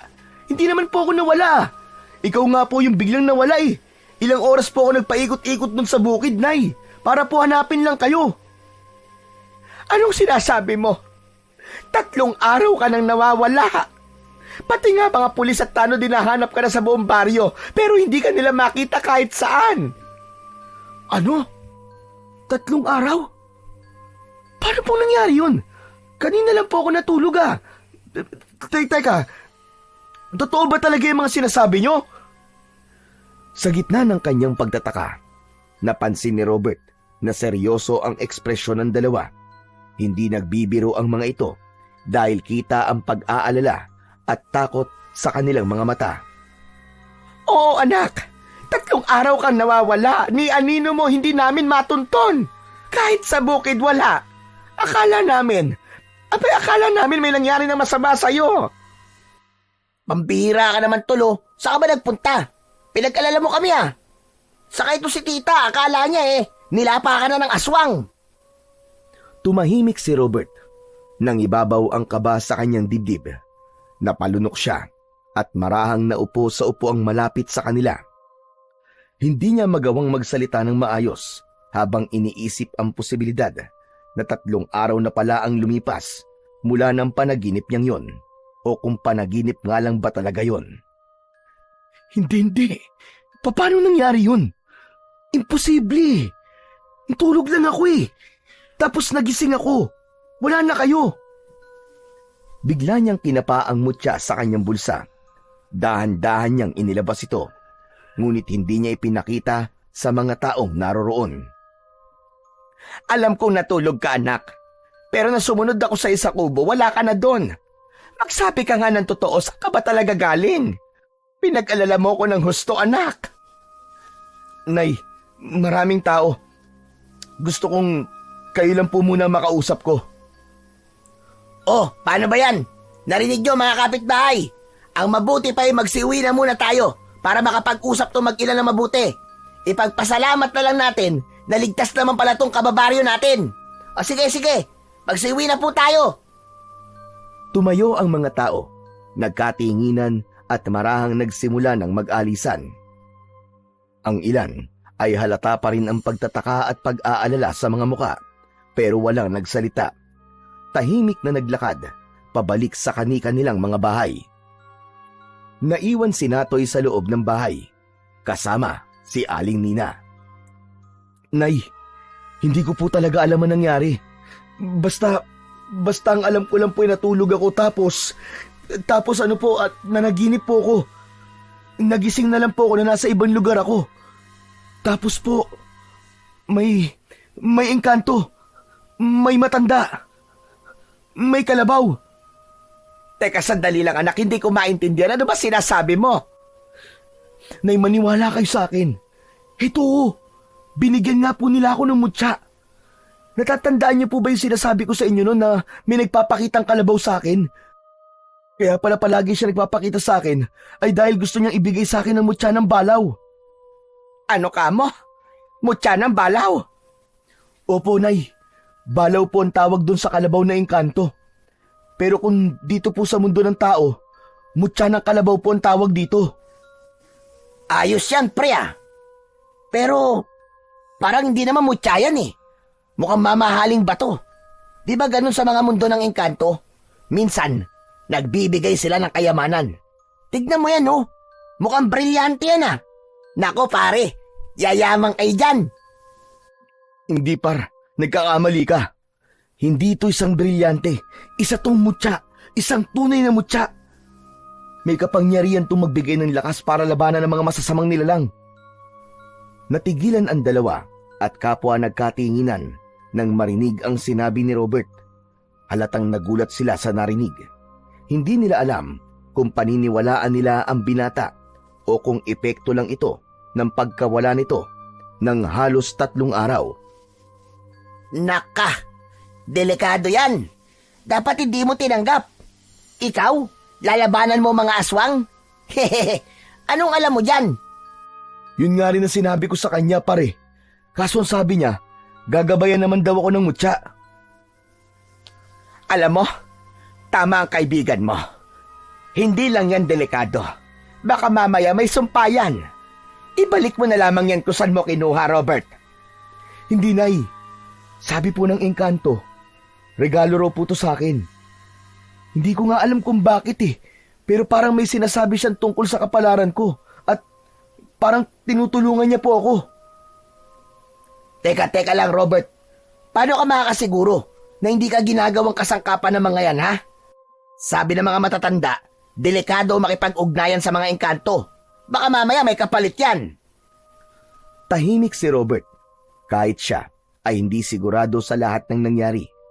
Ang tanging alam niya, buhay siya at dala niya ang mutya. Ngunit habang iniisip niya ang lahat, parang unti-unting bumibigat ang kanyang loob. Biglang sumagi sa isip niya ang sinabi ng matanda noon sa kanya na kapag nasa kanya na ang mutya, makikilala niya ang taong pumaslang sa kanyang ama. Hindi ko alam. Pero ba't parang pakiramdam ko ay kailangan ko to? Parang may dahilan kung bakit napasa kamay ko tong mutya na to. Napabuntong hininga si Aling Nina. Halata ang pag-aalala sa kanyang muka. Ngunit hindi niya magawang pigilan ang kanyang anak. Alam niyang si Robert ay may sariling paninindigan kapag nagdesisyon na ito sa isang bagay. Alam mo, anak, kailangan mo mag-ingat. Hindi ko alam kung anong ibig sabihin ng lahat ng nangyayari ngayon. Pero sana, anak, huwag kang basta-basta magtitiwala. Hindi lahat ng maganda sa paningin ay mabuti. Huwag po kayo mag-alala, Nay. Mag-iingat po ako. Pangako ko po sa inyo, aalamin ko po ang hiwaga ng mutyang ito at kung bakit sa akin po ito'y binigay. Pagkatapos nilang mag-usap, pumasok si Robert sa kanyang kwarto. Pakiramdam niya ay napakabigat ng kanyang katawan. Para siyang pagod na pagod, gayong alam naman niyang halos sandali lang naman siyang nakipag-usap sa matanda at sa engkantong kalabaw. Naupo siya sa gilid ng kama at napatingin sa mutya na nasa kanyang kamay. Matingkad ang kislap nito, parang may buhay. Huminga siya, iniunat ang kanyang binti at ipinikit ang mata. Pero kahit gusto niyang magpahinga, ang dami niyang iniisip. Bumalik sa utak niya ang engkantong kalabaw at kakaibang lugar at ang mutya. Ilang sandali pa, sa wakas ay napagod din ang utak niya at tuluyan na siyang nakatulog. Sa labas ng kwarto, nagpaalam na si Natoy kay Aling Nina. Sa loob ng mga nagdaang araw, naging madalas ang pagbisita ni Robert sa bahay ng matandang dating nagmamay-ari ng mutya. Tila isang lihim na misyon ang bawat pagpunta niya roon, sapagkat hindi niya gustong malaman ng iba ang tungkol sa kanyang ginagawa. Palihim siyang nag-aaral ng mga dasal at ritual upang mas dalisayin ang mutya at maintindihan ang kapangyarihan nito. Ngunit sa kabila ng kanyang mga natutunan, laging may babala ang matanda na nagbibigay sa kanya ng kaba. Robert Iho, makinig kang mabuti sa akin. Ang mutya mo'y makapangyarihan. Oo, pero sana ingatan mo. Huwag mong ipapakita maski na kanino, maski pa sa isang taong pinagkakatiwalaan mo. Po? Bakit naman po? Dahil may nararamdaman akong mga nilalang na gustong kunin ang bagay na yan. Ano po, Tatang? May nagtatangkang kunin sa akin ng mutya? Sino naman po? Wala naman akong kaaway Hindi mo alam kung sino ang tunay mong kaibigan, Iyo. Ang mga kaaway, hindi laging mukhang kaaway. Minsan magaling sila magkubli sa balat ng isang kaibigan. Tatang, Ano pong dapat kong gawin? Kanino po ako pwede magtiwala? Ang dapat mo lang pagkatiwalaan ay ang sarili mo. Nararamdaman ko, Robert, malapit na. Malapit nang dumating ang araw na malalaman mo ang katotohanan. Pag-usayan mo para makamit mo ang totoong hustisya sa tatay mo. Maraming salamat po, Tatang Suling. Salamat po sa gabay nyo. Sa lahat ng itinuturo nyo po sa akin at sa mutsyang ito. Nakahanda na po ako sa lahat ng uri ng panganib. Kailangan nang matigil ang kasamaan ng aswang na yon. Paghandaan mo mabuti, Robert. Mag-iingat ka. Dahil oras na makuha ito, kamatayan. Yan ang sasapitin mo. Wala siyang awa. Ang tingin niya sa'yo ay isang balakid. Balakid? Ano ba talaga ang plano nila dito? Wala silang plano. Pero ang gusto lang nila ay ang pumaslang para may makain sila. Mga hayop sila. Mga demonyo. Pagbabayarin nilang ginawa nila sa tatay ko at sa lahat ng mga naging biktima nila. Buhay nila ang sisingilin ko. Ganyan nga, iyo. Ganyan nga. Nagpaalam na si Robert sa matanda. Inabot na siya ng gabi sa paglalakad pauwi sa kanilang baryo. Pero hindi takot ang binata. Wala siyang pakialam kung may makita man siyang aswang sa kanyang pag-uwi. Tiwala na siya sa kanyang sarili na kaya na niyang pumaslang dahil sa kanyang mutya, sa mga orasyon na natutunan niya sa matanda at sa sandata na ipinabaon sa kanya ng matandang albularyo, ang binasbasang balaraw. Ligtas naman na nakauwi si Robert, pero pagkalipas ng ilang araw, napansin niyang muli ang anino na nagmamalman sa kanya. Mabilis siyang umikot sa likod ng bahay at maingat na pumunta sa lugar kung saan matatanaw niya kung sinong tao ang nasa likod ng puno. Natulala siya nang makilala ito, si Mang Juan, ang tatay ng kaibigan niyang si Natoy. Teka, anong ginagawa niya? Bakit niya ako minamanmanan? Anong meron? Dahil sa pagkakatuklas niyang yon, siya naman ang nagmanman sa matandang lalaki. Isang gabi, nagtago rin siya sa likod ng isang puno at nakita niyang masayang nag-uusap-usap ang mga magkakamag-anak. Nag-abang siya roon, hindi kumikilos, hindi gumagawa ng ingay.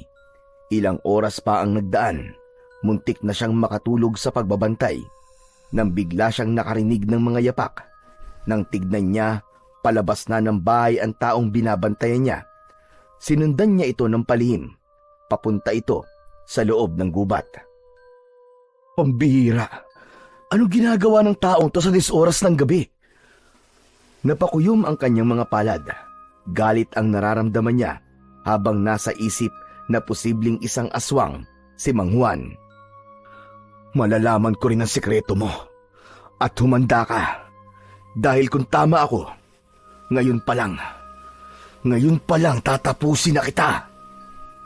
Patuloy silang naglakad, pero bigla na lang nawala sa kanyang paningin ang matanda. Teka, saan nagpunta yun? Napatingin si Robert sa direksyon ng kaluskos. Pilit na inaaninag ang madilim na paligid. Parang may naglalaban na 2 mabangis na hayop.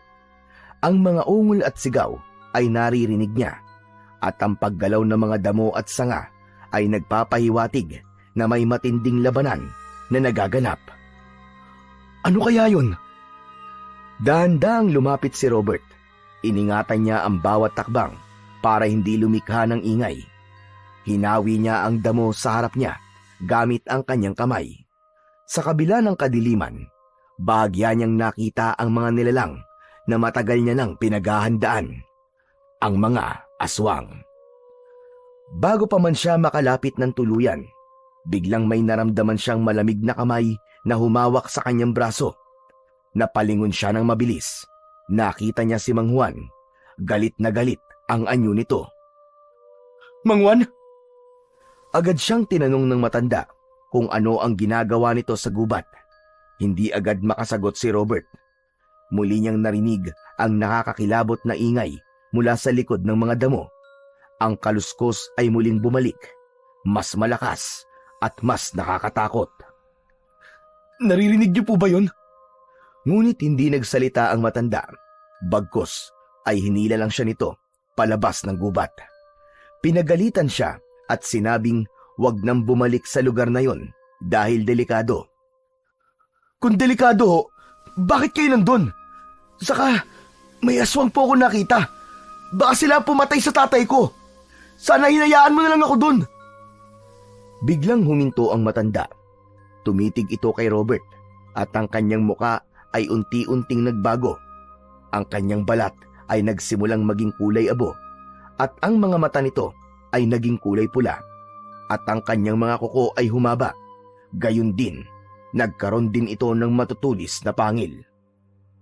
Hindi nakapagsalita si Robert. Mabilis siyang sinakal ng aswang gamit ang malalaking kamay. Naramdaman niya ang mabawong hininga ng nilalang. Natakot si Robert. Pero bago pa man siya mawala ng hininga, naramdaman niya ang mainit na bagay na nasa kanyang dibdib.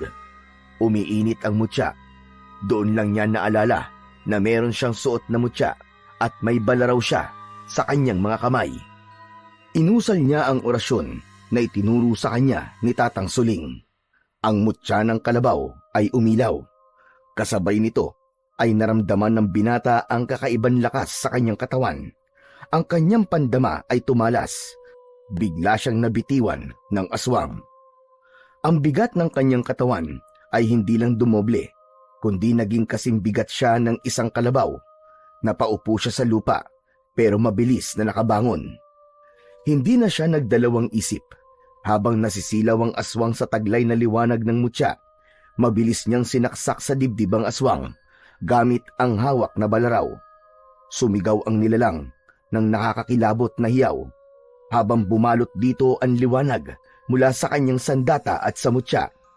Unti-unti itong nasunog hanggang sa naging abo. Hingal si Robert. Nanginginig ang kanyang mga kamay. Hindi siya makapaniwala na nakapatay siya ng aswang. Duguan ang kanyang damit at kamay habang hawak pa rin ang kanyang balaraw. Para siyang nabingi sa katahimikan ng paligid. Hindi! Paano ko nagawa to? Napaatras siya. Hindi niya matanggap na siya ang pumatay sa ama ng kanyang kaibigan. Nais niyang maniwala na panaginip lang ang lahat, pero ang dugo sa kanyang kamay at ang abo sa lupa ang nagpaalala ng katotohanan. Hindi. Ba't ko pinatay ang tatay ni Natoy? Anong ginawa ko? Hinang-hina siyang napaupo sa lupa. Nakokonsensya siya sa nangyari. Iniisip niya ang magiging epekto nun sa kanyang kaibigan. Ngunit nang may masmasan, unti-unti rin niyang naisip ang realidad. Ang lalaking napatay niya ay hindi isang tao. Tama. Aswang siya. Isa siyang halimaw. Kung di ko siya naunahan, baka ako napatay niya. At saka, baka siya rin ang aswang na pumatay sa aking ama. Tama lang sa kanyang nangyari. Pero bakit siya? Ang dami naman pwedeng maging aswang. Bakit si Mang Juan pa? Bakit? Pilit niyang pinaliwanagan ang sarili at pinipilit na tanggapin ang katotohanan. Naramdaman niya ang muling pag-init ng mutya sa kanyang dibdib. Parang nakikiisa ito sa kanyang nararamdaman. Tama lang ang ginawa ko. Hindi ko dapat pagsisihan to. Pinatay ko siya para ipagtanggol ang sarili ko. Pero paano ko sasabihin kay Natoy ang totoo? Tahimik na umuwi si Robert. Pagdating niya sa kanilang bahay, agad niyang hinubad ang duguan niyang damit at dinala sa may likod ng bahay. Sinubukan niyang alisin din ang bahid ng dugo sa kanyang katawan. Pagkatapos, sinunog niya ang kanyang damit. Kinabukasan, habang abala si Robert sa paghahanda ng kanyang mga gamit para sa pagpunta nila sa bukid ng ina, biglang dumating si Natoy. Kitang-kita sa mukha ng kaibigan ang matinding lungkot at pag-aalala. Pre, hindi mo ba napansin ang tatay ko? Kagabi pa kasi siya nawawala eh. Pambihira na yan, oo. Kung saan na ako naganap pero wala talaga eh. Lahat ng tao naghahanap na sa kanya pero wala. Halos buong baryo nahalugog na. Saglit na natagilan si Robert. Ramdam niya ang bigat ng sitwasyon, lalo na't alam niyang siya ang may kinalaman sa pagkawala ng ama ni Natoy. Pilit niyang pinanatiling kaswal ang sarili, kahit nanginginig ng bagya ang kanyang mga kamay sa kaba. Ha? Nawawala si Mang Juan? Naku, Natoy, wala akong nakita kagabi. Pero nakakalungkot naman yan. Pero, sinubukan niyo na bang maghanap sa gubat?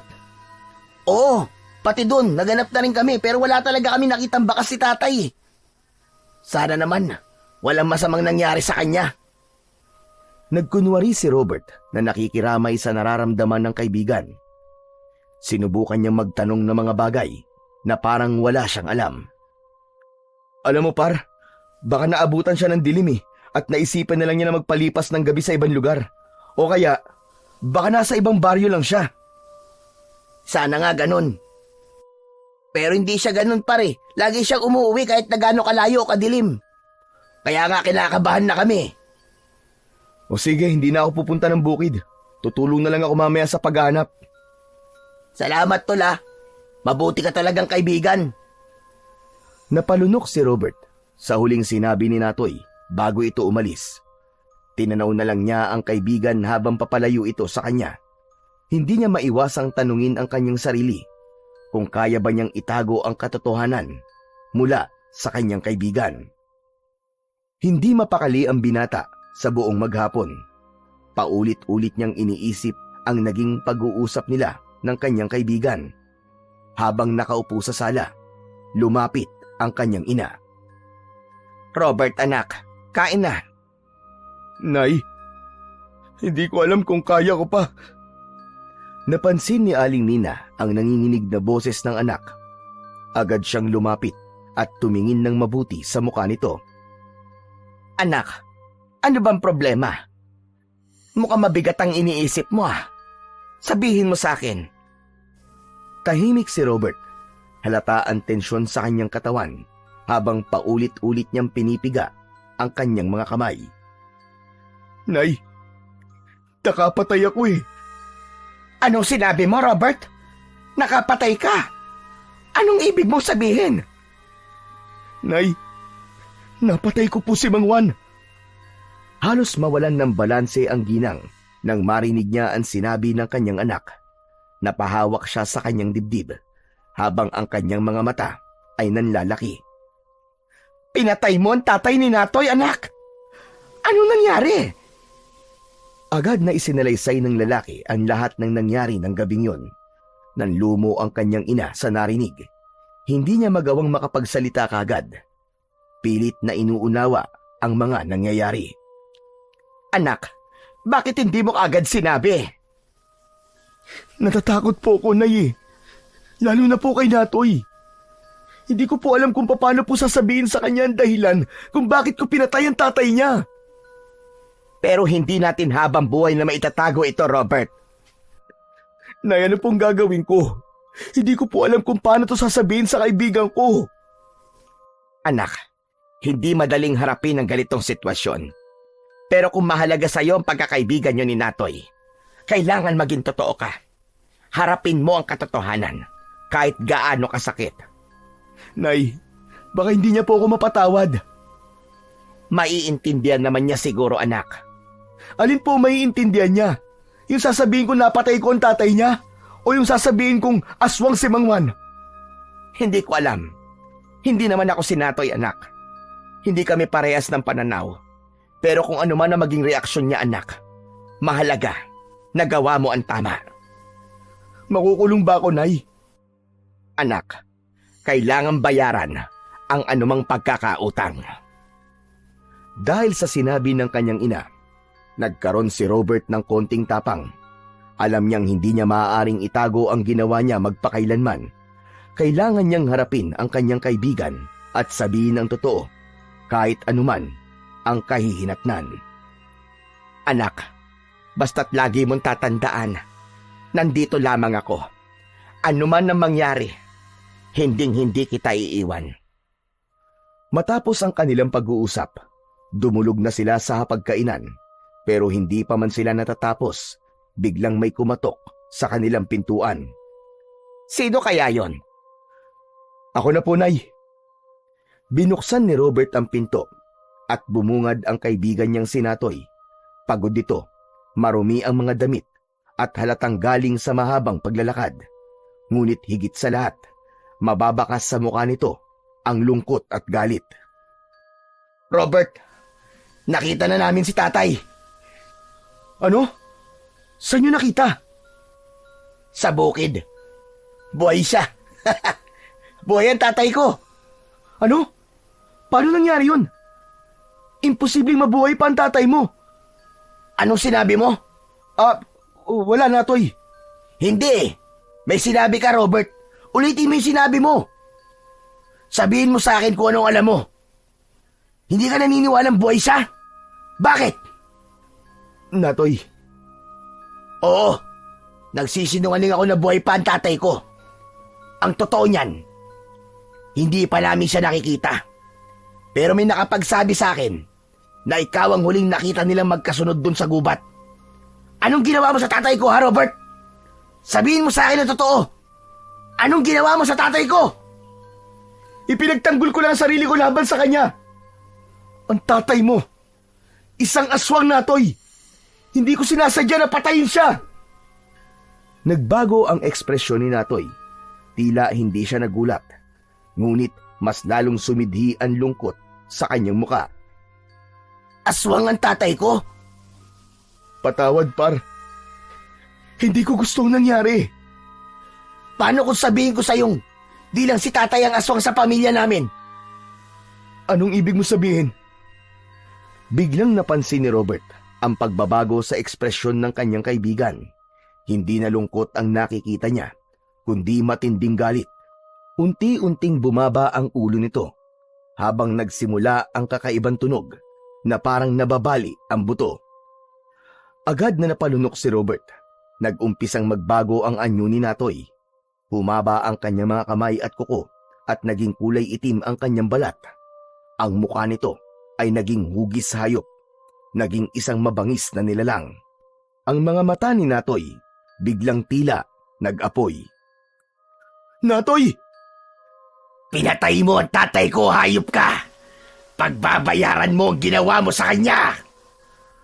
Bago pa nakagalaw, biglang tumalon ang aswang papalapit sa kanya.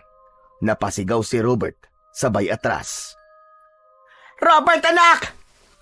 Nagmamadaling tumakbo si Aling Nina palabas ng kusina.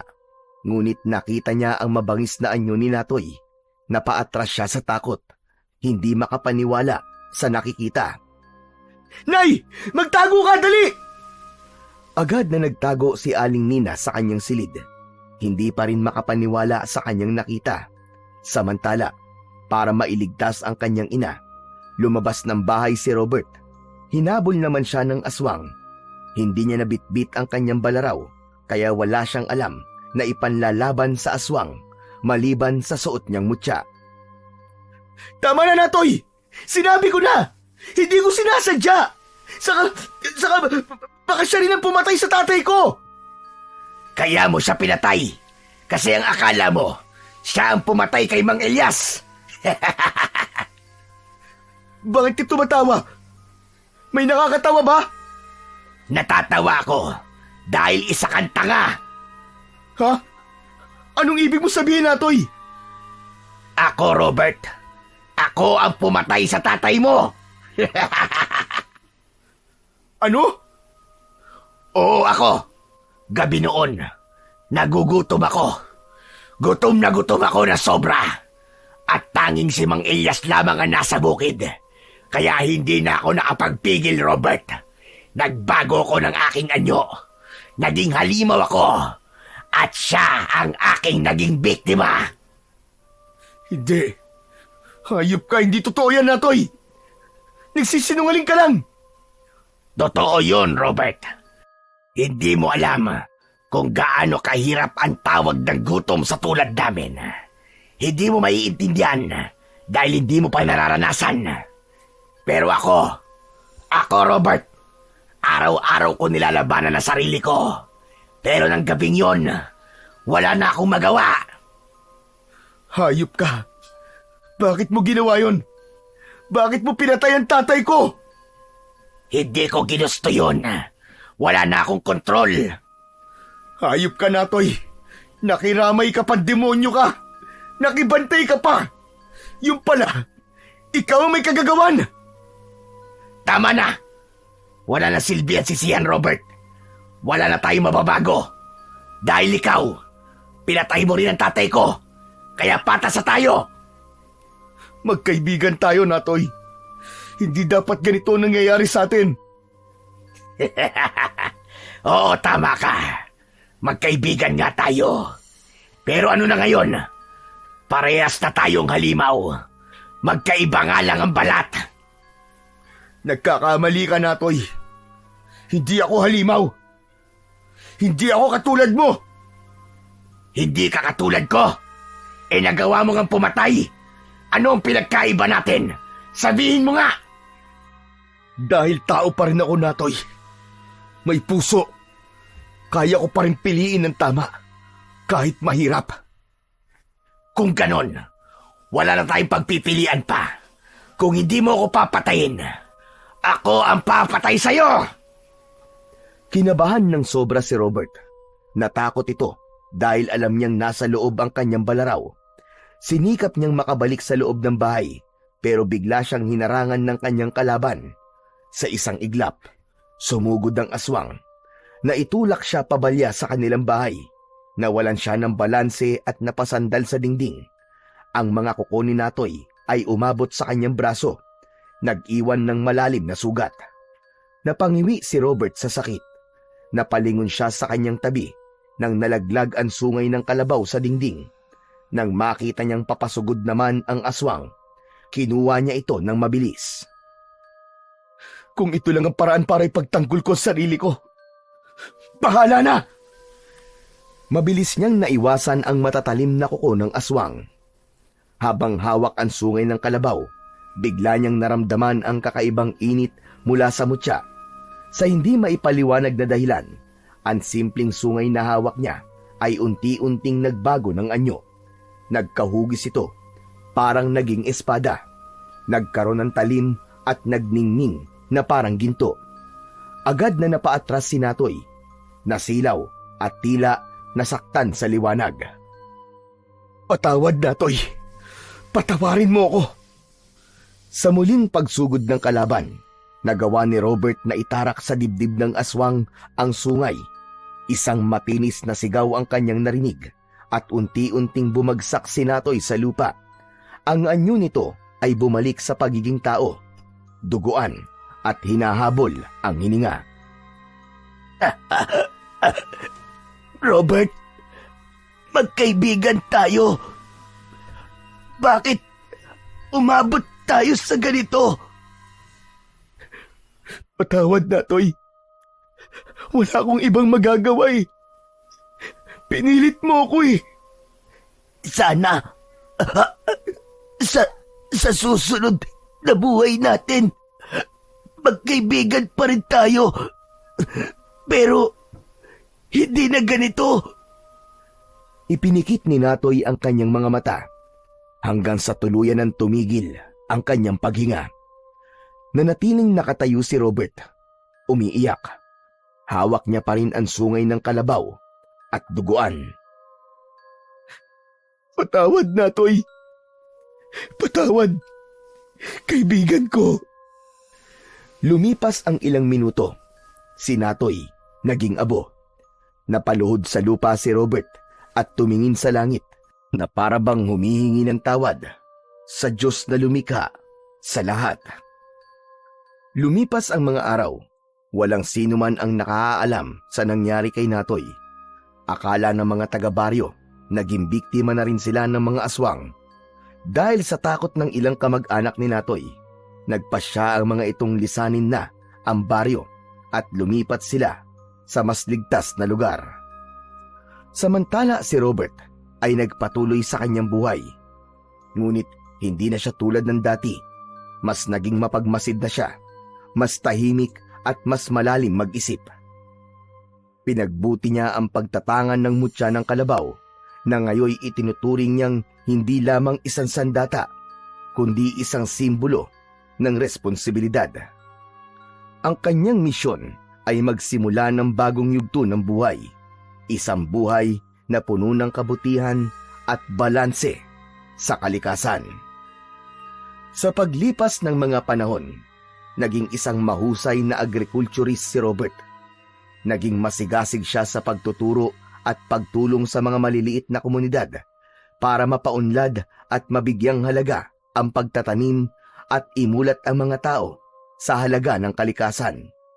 Hindi man nila alam ang tunay na kwento sa kanyang dedikasyon.